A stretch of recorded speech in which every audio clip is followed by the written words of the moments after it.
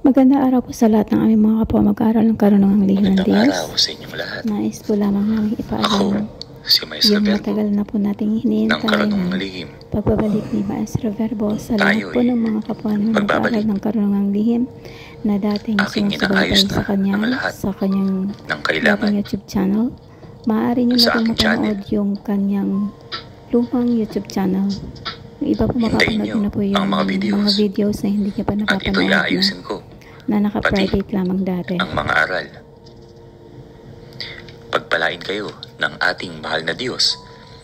Lalakasan ang inyong mga loob. Maraming salamat po sa lahat po ng mga kapwa na mag-aaral na sumuporta po sa YouTube channel ng A4 Angel Matulungin Warriors. sa kapwa. Pagpalain po tayong lahat. Huwag maging mapagmataas.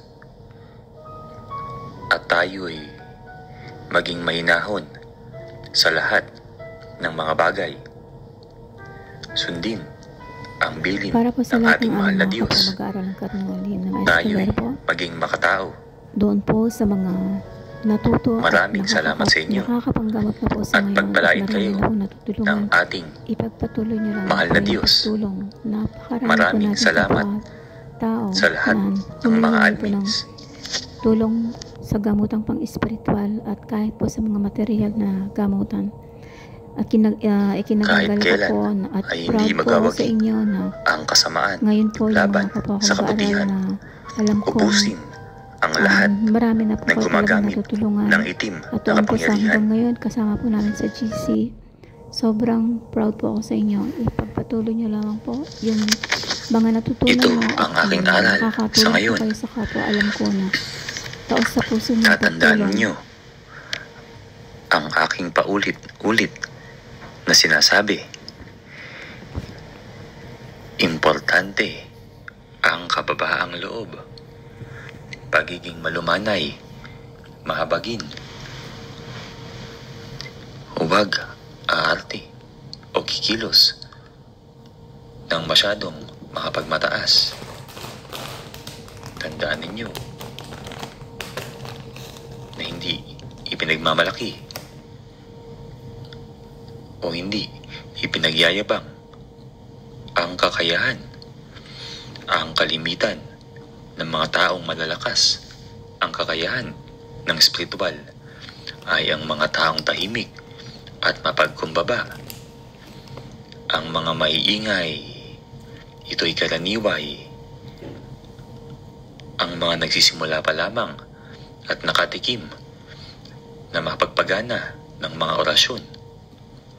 Ngunit ang kalimitay mga tahimik, malumanay, ito'y mga matataas na antas. Hindi lamang sa espiritual, ngunit sa araw-araw, tayo'y umakto ng naayon sa gusto ng ating mahal na Diyos, maging mapagkumbaba. Ang palagi ko lamang binibilin na puksain ang mga gumagamit ng itim na kapangyarihan ay dahil sila ay mga kampon ni Satanas. Mismong ang ating mahal na Diyos ang nagsabi na sila'y puksain.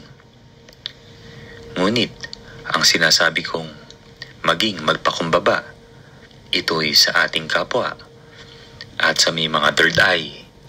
Ito na rin ay para sa mga ibang nilalang na hindi lamang tao. Lalawakin ninyo ang inyong mga pananaw sa mundo. Maraming salamat sa inyo at pagpalain kayo ng ating mahal na Diyos.